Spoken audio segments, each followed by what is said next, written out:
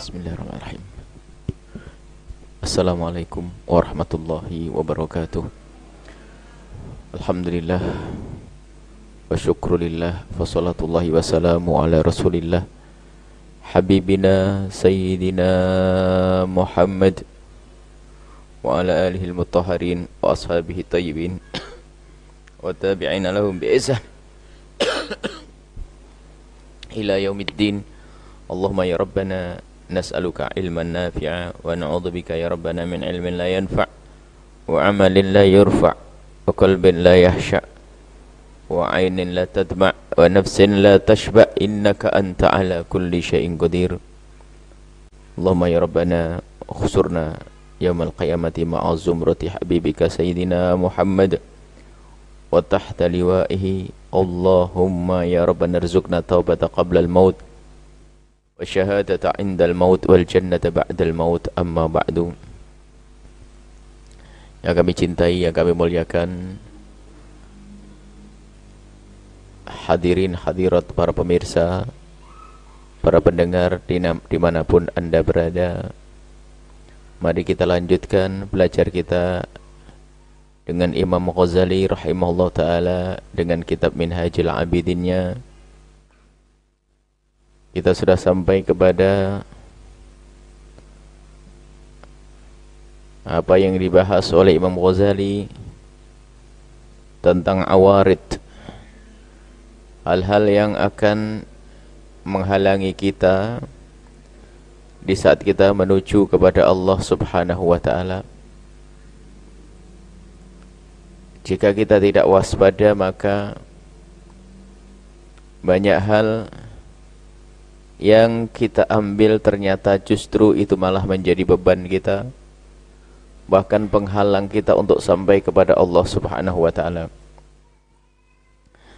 Maka dari itu, begitu jelasnya Imam Ghazali mewanti-wanti, jangan sampai kita mengambil satu pekerjaan atau melakukan satu amalan kecuali sudah benar-benar kita renungkan dan kita pikirkan baik buruknya, maslahah dan madharatnya. Kemudian setelah itu menyerahkan semuanya kepada Allah subhanahu wa ta'ala. Jangan sampai kita mengambil sesuatu yang katanya halal sekalipun adalah karena kepentingan hawa nafsu kita sendiri, tidak ada hubungannya dengan Allah subhanahu wa ta'ala. Maka membiasakan kita untuk senantiasa menyambungkan apa yang kita kerjakan dengan Allah, ini adalah hal amat penting yang harus dihadirkan dan dilakukan oleh seorang hamba, sehingga tidak mengandalkan kecerdasannya di dalam memilih langkahnya, tidak mengandalkan kepandaiannya di dalam menentukan sikapnya, akan tapi segalanya dibarengi dengan pasrah kepada Allah yang disebut istilah tauhid. Artinya pasrah kepada Allah ini langkah kita memang kita sambungkan dengan Allah. Ilmu halal haram disertakan. Pekerjaan yang kita ambil dalam sebuah usaha harus kita ikutkan Allah di dalamnya. Tidak serta-merta kalau halal kita ambil, kita harus berpikir panjang. Apakah kira-kira jika aku mengerjakan pekerjaan tersebut, aku masih bisa mempertahankan kebaikan yang selama ini aku tekuni misalnya. Gambarannya seperti ini. Anda punya kebiasaan rajin mengaji. Di setiap malam Ahad atau Sabtu pagi, Ahad pagi bahkan, mungkin lebih banyak dari itu semuanya. Kemudian setelah itu, Anda ingin melakukan sebuah pekerjaan yang itu halal secara syariat, membuka usaha, bisnis, atau apapun. Maka ketahuilah yang harus Anda fahami bahwa kira-kira dengan pekerjaan yang Anda ambil itu bakal menjadikan kebaikan yang selama ini kita bangun semakin baik atau semakin menurun. Kalau ternyata pekerjaan yang kita ambil itu menjadikan kebaikan yang kita lakukan semakin menurun, maka itu adalah kesalahan. Dan mempertahankan pekerjaan yang menjadikan ibadah kita menurun itu namanya termasuk bagian seperti ketamaan, kerakusan. Maka yang harus jadi pertimbangan kita adalah urusan dengan Allah Subhanahu wa taala. Baik, ini sebuah contoh saja. Baik, kita baca dulu apa yang dikatakan oleh Imam Ghazali rahimahullah taala. Walladzina qulu laka, yang kami katakan kepadamu, inna tafwidha, sesungguhnya berserah kepada Allah, yaitu iradatu, menghendaki ayahfadallahu, semoga Allah menjaga, alaika, kepadamu, masalihaka, tentang kemaslahatanmu. Jadi semua sepak terjang kita serahkan kepada Allah, yang maknanya mohon petunjuk kepada Allah dan mohon agar dipilihkan oleh Allah tentang baik tidaknya yang kita lakukan, agar dipilihkan yang baik. Contoh, kalau kita kembali kepada upaya kita untuk memilih sebuah pilihan di dalam pernikahan atau yang lainnya, kita mungkin sering mendengar istilah sholat istikharah, sholat minta petunjuk. Sholat istikharah, sholat minta petunjuk kepada Allah agar dipilihkan oleh Allah. Lihat saja di dalam istikharah itu, kapan sesuatu itu diistikharai. Istikharah itu maknanya ya ini tafwid, pasrah kepada Allah. Tidak mengandalkan pikiran kita. Pikiran kita mengatakan dia baik, dia cantik, dia solehah, suami bapaknya baik, ibunya juga baik, dia punya rizki, dia cukup. Lihat, akal kita bisa nerima dia. Menurut kita baik. Sama seorang wanita mau dipinang seorang laki-laki secara lahir, dia seorang yang soleh, ahli sholat, ahli ibadah, ahli kebaikan. Secara akal kita adalah baik. Tetapi apakah kita bisa memastikan kalau itu baik untuk kita? Kita tidak bisa memastikan, karena belum tentu itu baik.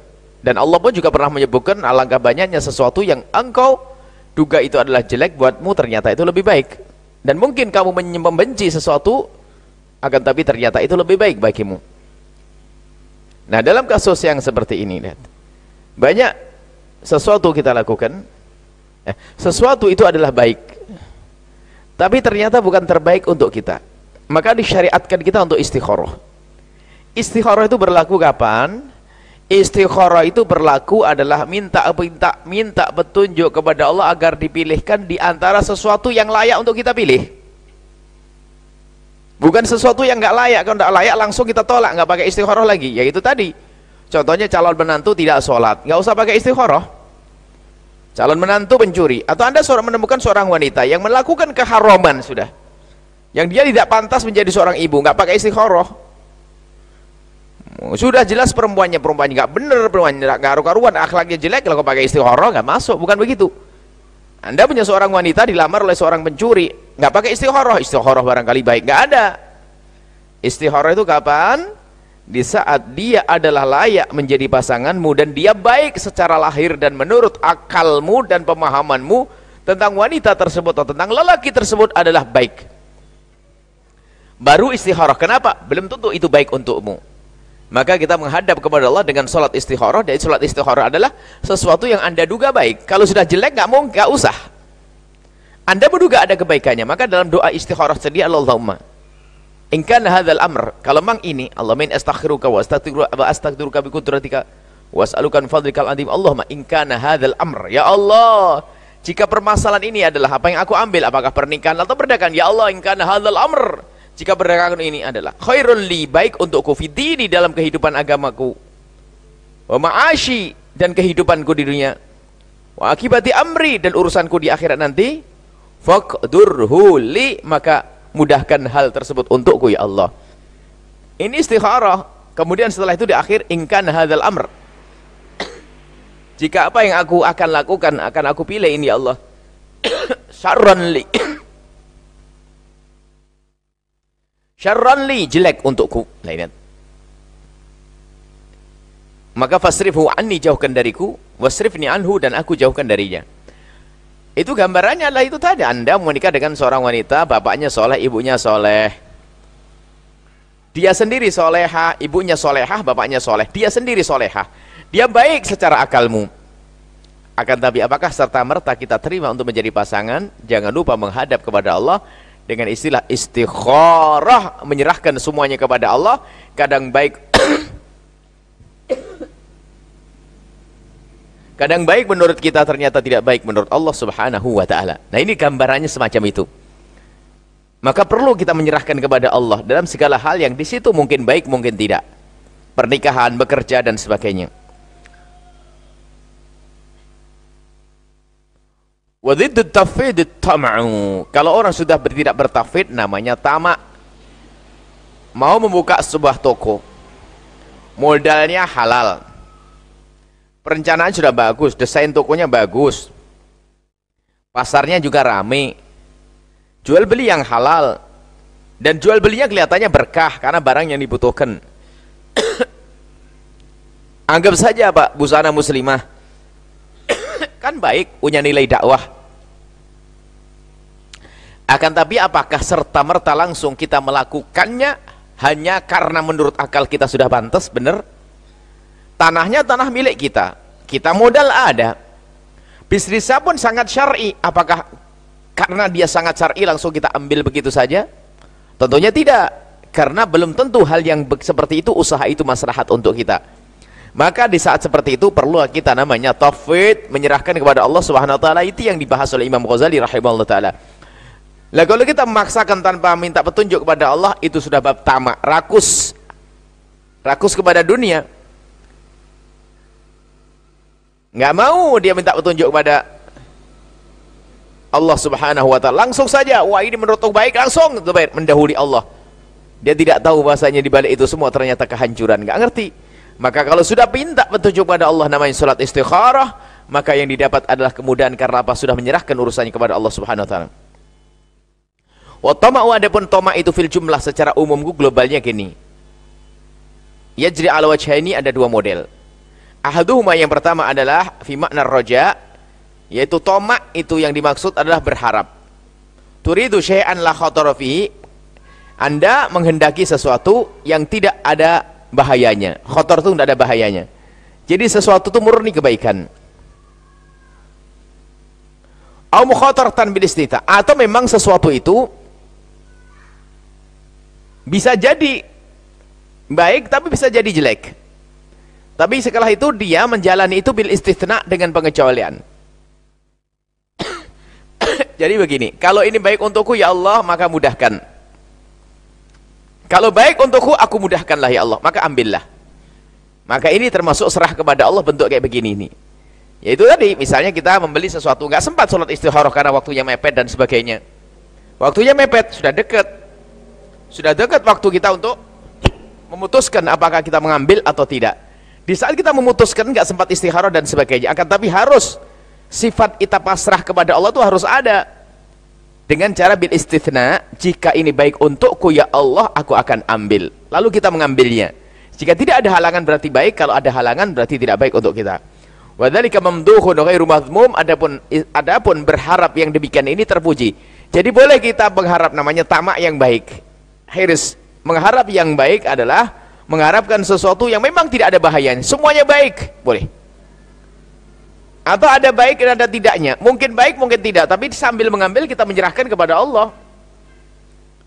Wadzalika mamduh, itu adalah terpuji. Kama qala Allah taala, seperti yang difirmankan oleh Allah, walladzi atma'u ay yaghfira li khati'ati yaumil dini, aku yang Allah adalah zat yang aku berharap agar Allah mengampuni kesalahanku nanti di hari kiamat. Ada tamak, berharap kebaikan. Inna natma'u ay yaghfira lana rabbuna khatayana, sungguh kami berharap Allah mengampuni dosa-dosa. Jadi tamak itu ada yang diperkenankan, ada tamak yang haram, ada tamak yang dihalalkan. Wa hadzal qismu laysa mimma nahnu fi bisabilina hahuna.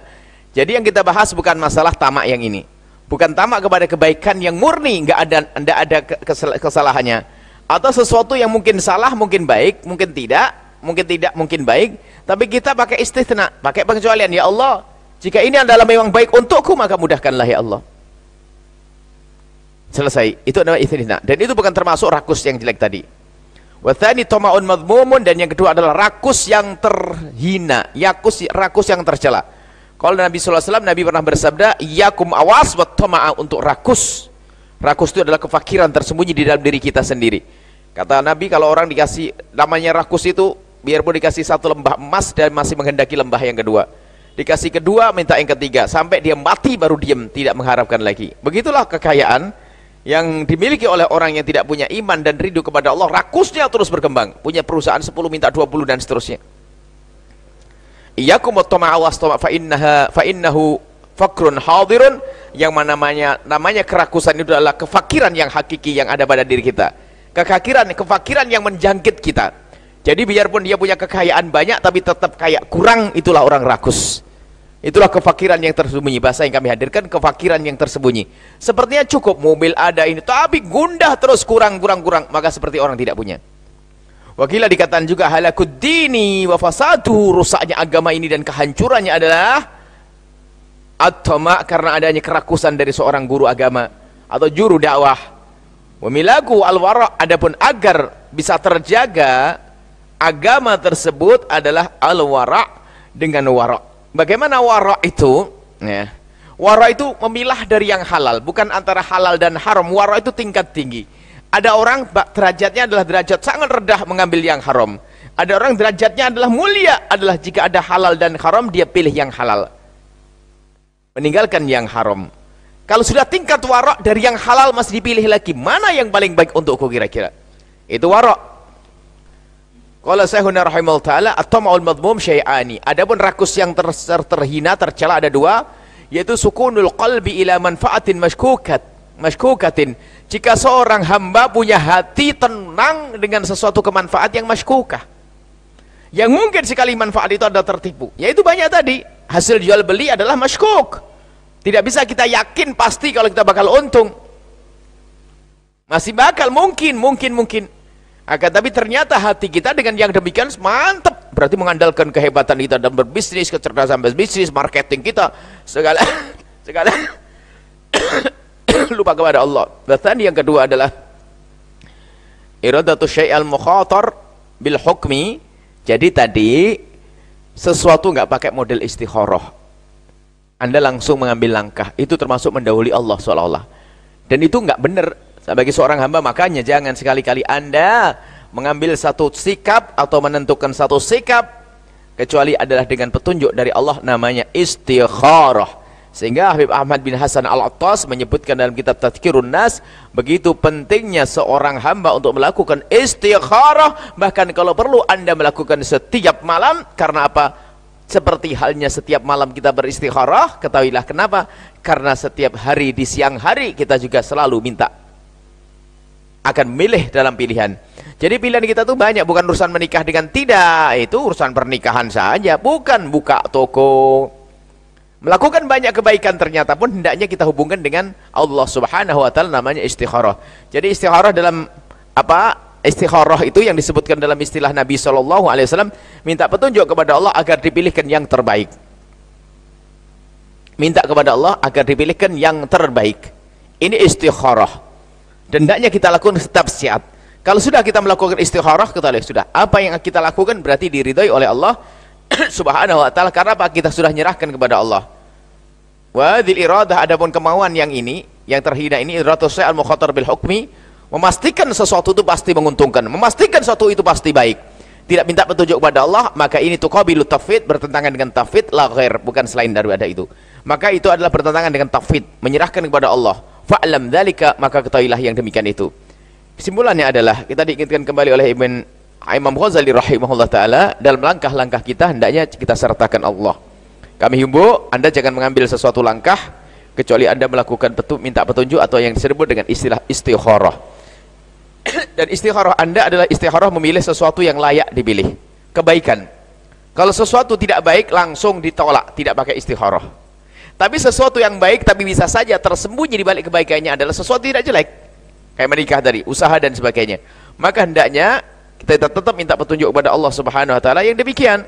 Karena kita tidak bisa memilih mana yang baik dan mana yang tidak baik, mana yang maslahah dan mana yang tidak maslahah. Minta petunjuk kepada Allah Subhanahu wa taala. Ini jadi perlu minta petunjuk dengan cara beristikharah. Sehingga sebesar apapun usaha kita tidak lepas dari Allah. Ini yang perlu kita hadirkan setiap saat, setiap malam Anda harus bisa melakukan sholat istikharah. Sholat istikharah bisa digabung dengan sholat yang lainnya, karena istikharah martabatnya sholat sunnah mutlak. Istikharah boleh digabung dengan hajat, boleh digabung dengan yang lain. Sholat wudhu, sholat malam, tahajud boleh digabung dengan istikharah. Baik, ini saja yang bisa kami hadirkan, semoga bermanfaat untuk kita semua. Wallahu a'lam bishawab. syukran katiran kepada guru kita tercinta Buya Yahya. Baik, selanjutnya kita memasuki season tanya jawab. Kami berikan kesempatan bagi para jemaah untuk bertanya, dan bagi Anda para pendengar setia radioku dan pemirsa Al-Baja TV dimanapun Anda berada, bagi Anda yang ingin bertanya kepada guru kita tercinta Buya Yahya, Anda bisa mengirimkan pertanyaan Anda yaitu di alamat fanspage resmi Buya Yahya, yaitu di www.facebook.com/buyayahya.albahjah. Baik, kesempatan pertama kami berikan kepada para jemaah bapak-bapak satu dan ibu-ibu satu dengan masing satu orang satu pertanyaan. Assalamualaikum warahmatullahi wabarakatuh. Buya yang saya hormati, saya mau bertanya, untuk memperbaharui wudhu, apakah kita harus membatalkan wudhu dulu apa langsung berwudhu? Terima kasih. Assalamualaikum warahmatullahi wabarakatuh. Assalamualaikum warahmatullahi wabarakatuh. Allahumma sholli ala sayyidina Muhammad. Sallallahu alaihi wasallam. Begini Bu ya, menyambung pembahasan yang tadi pagi, masalah sumpah. Kalau ada seorang di masa kecilnya ya tanggung gitu, umurnya remaja belum tapi dewasa juga belum, umur tanggung tapi belum ngerti sumpah itu gak boleh sembarangan. Nah pas udah mulai remaja, dia baru ke pengajian-pengajian dan mulai sadar bahwa sumpah itu tidak boleh sembarangan. Dia pernah bersumpah katanya dia pernah disakiti seseorang, terus pernah bersumpah saya tidak akan pernah maafkannya gitu ya. Pas dia pernah dengar dari gurunya kalau orang harus mudah memaafkan, jadi dia memaafkan. Kalau orang kan harus mudah memaafkan orang lain. Memaafkan? Iya. Tadi tidak memaafkan, aku tidak akan memaafkan gitu. Enggak, dulunya kan dia pernah bersumpah saya tidak akan memaafkan orang yang pernah menyakitinya. Terus setelah mengerti bahwa orang itu harus mudah memaafkan, dia memaafkan orang tersebut, berarti dia akan melanggar sumpahnya. Apakah itu harus membayar kafaroh, dan kalau membayar kafarohnya dengan puasa, niatnya boleh digabung dengan puasa sunnah, apa tidak boleh? Baik, bismillah. Terima kasih, mohon maaf dan mohon doanya selalu. Assalamualaikum warahmatullahi wabarakatuh. Waalaikumsalam warahmatullahi wabarakatuh. Yang pertama adalah tajdidul wudu. Ini yang kerjaan para orang-orang soleh. Pertama, orang hendaknya dawam daimul wudu, senantiasa dalam wudu. Ini satu hal. Kalau bisa kita tidak pernah batal wudu dalam hidup kita, agar dijaga oleh Allah Subhanahu wa taala. Dan bagi orang-orang soleh sudah biasa, hampir mereka tidak berani menemukan dirinya dalam keadaan tidak punya wudu. Tidak batal wudu kecuali langsung ngambil air wudu. Ini satu. Yang kedua adalah masalah tajdidul wudu, membaharui wudu. Membaharui wudu itu adalah di saat wudunya masih ada, bukan di saat batal wudu. Kalau batal wudu namanya wudu. Namanya juga tajdid, memperbaharui wudu dalam keadaan wudu kita masih ada. Cuman dengan catatan, kita sudah pernah wudu, kita sunnah untuk wudu lagi jika wudu yang pertama sudah kita gunakan. Apakah kita gunakan untuk membaca Al-Quran, untuk melakukan sholat? Akan tapi kalau habis wudu, wudu lagi tidak, itu mubadir. Sudah wudu, kok wudu lagi, tidak disebut sebagai tajdid yang disunnahkan. Habis wudu tidak ngapa-ngapain, wudu lagi. Kenapa wudu lagi?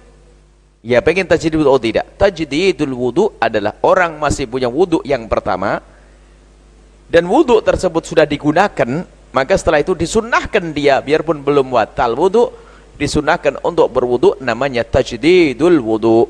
Ya, dan sunnah memperbaharui wudu. Kemudian masalah yang disampaikan tadi itu jenis tetap sumpah. Orang bersumpah, demi Allah aku tidak mau memaafkannya. Ada orang berbuat salah kepadanya, mungkin saking marahnya bersumpah, demi Allah aku tidak mau memaafkannya. Maka ketahuilah itu sudah jatuh sumpah. Kemudian setelah itu dilanggar. Bagaimana hukum melanggarnya? Melanggarnya hukumnya wajib melanggar sumpah tersebut. Karena apa? Menghilangkan penyakit dendam.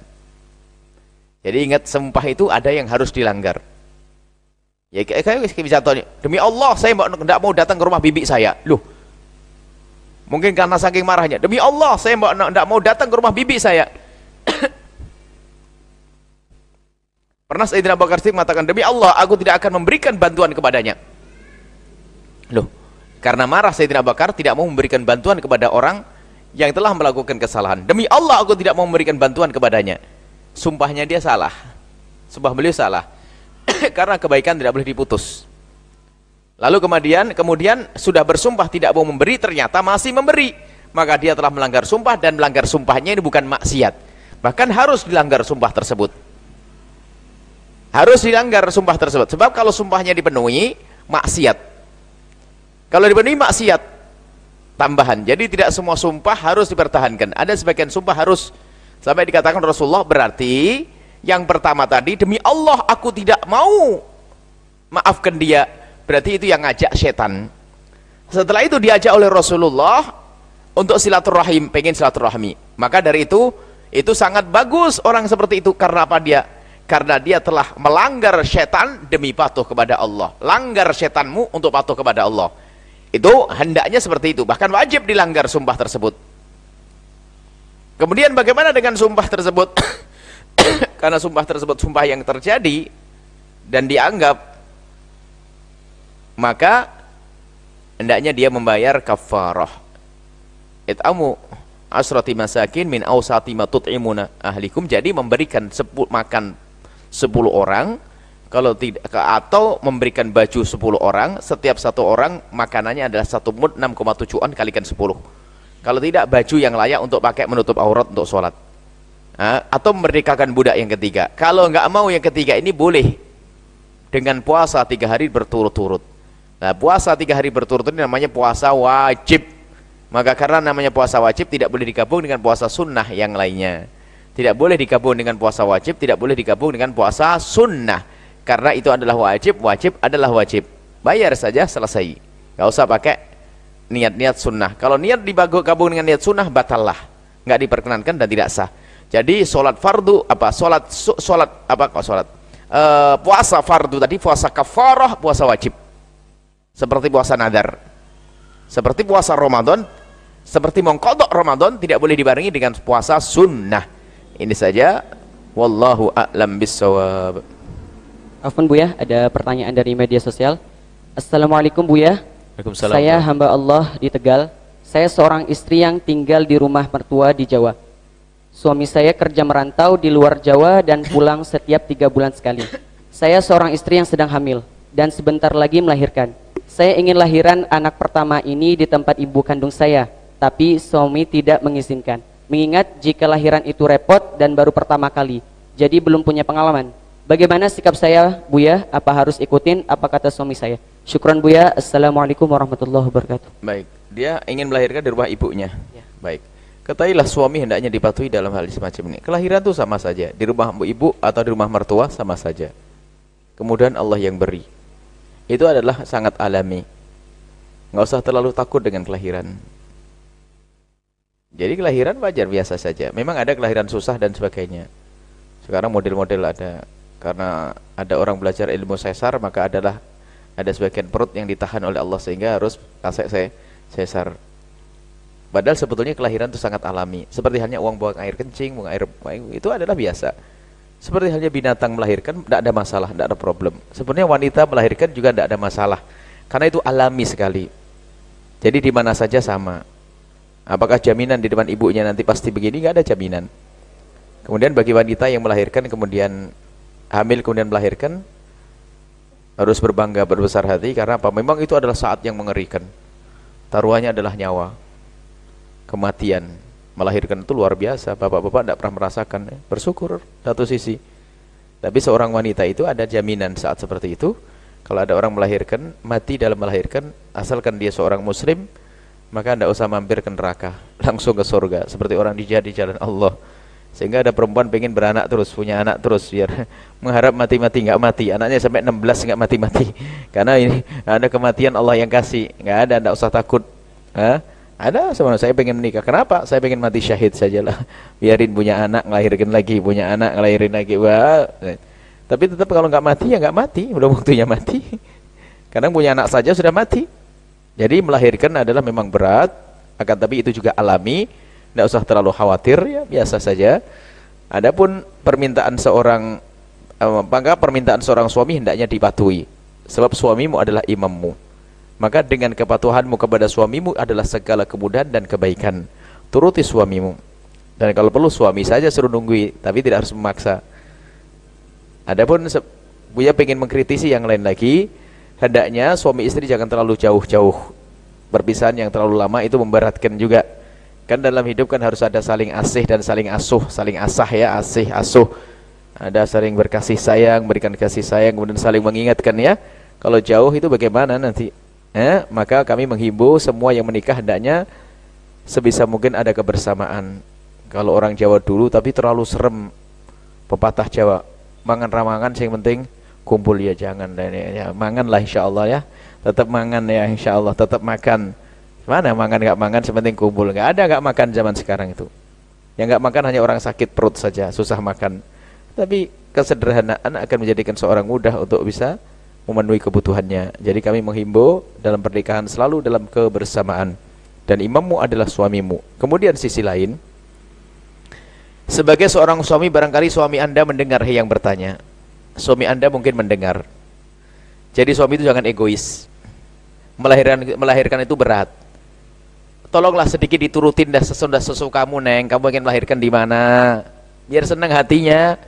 Jangan terlalu ditekan. Memang satu sisi pertanyaannya gimana saya? Kalau Anda sebagai seorang wanita wajib patuh kepada suami. Cuma nasihat saya kepada suami ya, musyawarah yang baik. Karena kadang kedekatan dengan ibunya sendiri itu mudah. Sebab kalau sama mertua, itu kadang kikunya setengah mati. Sangat berat. Kalau sama uminya tuh manjanya juga gampang.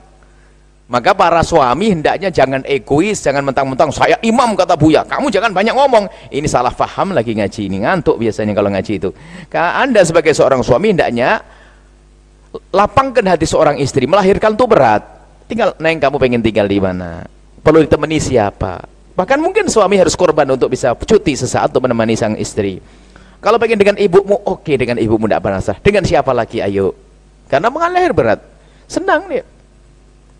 Maka sisi lain suami seperti itu, jangan egois. Tidak, kamu harus di situ. Saya itu imam. Walah, kok enggak enak bener ngomongnya.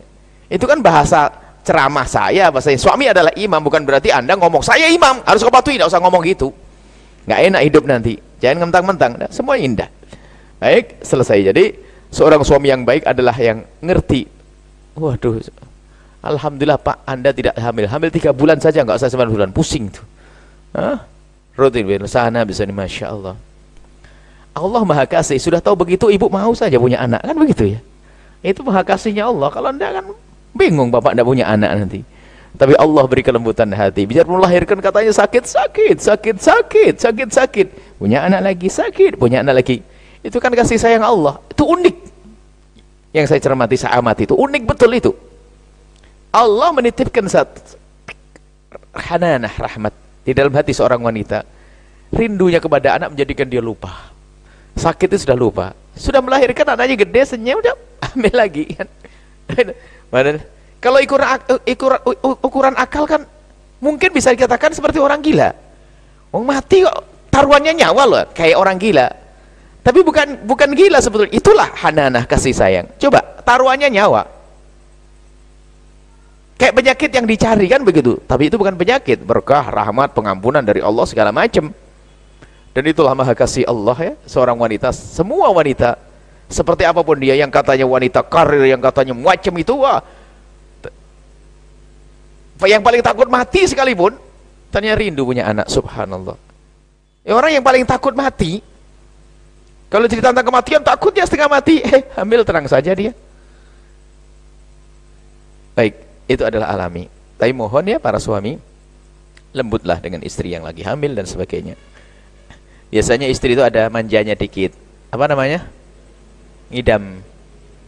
Ngidam minta macam-macam lah. Pokoknya nggak mahal-mahal Bu ya. Kalau ngidam tuh gampang-gampang deh. Nih, di pasar banyak itu loh. Ngidamnya susah-susah. Ya. Tolonglah para suami yang tidak paham. Jangan sampai difahami dengan salah apa yang kami sampaikan. Anda memang adalah imam. Imammu wahai para wanita adalah suamimu. Tapi sebaik-baik suami adalah yang menghargai makmumnya. Seperti Rasul SAW. Rasul SAW selalu tidak lupa untuk minta pendapat kepada istri-istri beliau. Padahal siapa beliau? Beliau adalah Nabi yang selalu mendapatkan wahyu. Pun demikian beliau masih selalu minta pendapat dari istri beliau. Baik, ini saja, mari kita tutup dengan doa. Jangan lupa besok majelis Ahad pagi dan juga majelis Umi, majelis Muslimah Maulid untuk ibu-ibu, yaitu tanggal 20 Sya'ban. 17 Mei, jangan lupa untuk bisa menghadirinya untuk para ibu-ibu semuanya. Majelis bulanan Al-Bahjah.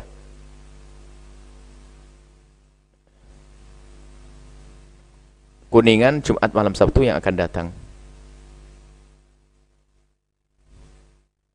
Saya itu bingung dengan jadwal. Tadi pagi ada orang menulis jadwal tidak seperti ini.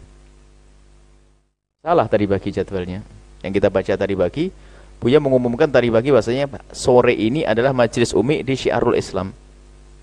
Nah ini saya ngetik, saya kan baca saja. Kalau orang baca ya, saya tidak pernah mikir nih. Baik, besok majelis Jumat depan majelis bulanan Al-Bahjah Kuningan.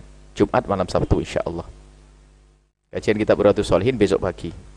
Isra Mi'raj insyaallah malam Senin malam Selasa yang akan datang di At-Taqwa. Baik, kajian akhwat khusus remaja putri di Islamic Center Cirebon hari Kamis. Kajian muslimah besok Ahad di pesantren Al-Bahjah. Ini saja. Bismillahirrahmanirrahim. Alhamdulillahirabbil alamin. Allahumma shalli ala sayyidina Muhammad wa ali sayyidina Muhammad. Irhamna wa la tu'adzibna wa ansurna wa la takhdhulna wa afina wa la tumridna wa akrimna wa la tuhinna wa athirna wa la tuthir alaina innaka ala kulli syai'in qadir. Allahumma ya Allah, ya Allah. Jauhkan kami dari keretamaan, jauhkan kami dari kerakusan. Dan kami mohon ya Allah segala yang apa yang kami lakukan, jadikan itu sebab keridhaan-Mu ya Allah. Jangan sampai kami salah memilih apa langkah-langkah kami ya Allah. Ya Allah, apa yang kami ambil dari keputusan, jadikan itu keputusan yang terbaik ya Allah. Kami serahkan semuanya kepadamu ya Allah. Dan kami mohon jika ada sesuatu yang kami lakukan sementara Engkau tidak ridho ya Allah, kami mohon ya Allah hentikan dengan kasih sayang-Mu, gantilah dengan sesuatu yang Kau ridhoi. Kami mohon ya Allah jadikan kami hamba yang saling mencintai karena-Mu. Hidup indah di dunia, khotimah keindahan kelak di surga. Ya Allah jadikan kami suami istri yang saling mencintai karena-Mu, dengan anak yang soleh solehah dibanggakan oleh kekasih-Mu Nabi Muhammad. Dan kami mohon ampuni orang tua kami dan guru-guru kami, berikan kasih sayang-Mu kepada mereka. Dan kami mohon ya Allah, ya Allah, ya Allah, semua yang telah berjuang bersama kami berikan ketulusan dan keikhlasan. Semua yang telah berjuang bersama kami berikan kepada mereka ketulusan dan keikhlasan. Dan kirimkan kepada kami orang tulus dan ikhlas ahli surga-Mu yang bisa berjuang bersama kami. Dan kami mohon ya Allah panjangkan umur kami dalam ketaatan serta sehat walafiat, dan berikan kepada kami semua husnul khotimah, mati dalam keadaan iman. Dan kami mohon ya Allah jadikan ucapan kami di akhir hayat kami kelak, saat Engkau hendak mencabut nyawa kami ingin saat itu ya Allah hati dan lidah kami mampu mengucapkan kalimat agung dan mulia, la ilaha illallah Muhammadur Rasulullah, la ilaha illallah Muhammadur Rasulullah, la ilaha illallah Muhammadur Rasulullah sallallahu alaihi wasallam. Rabbana atina fid dunya hasanah wa fil akhirati hasanah wa qina adzabannar. Wa sallallahu ala sayyidina Muhammadin wa ala alihi wasallam. Alhamdulillahirabbil alamin. Al-Fatihah.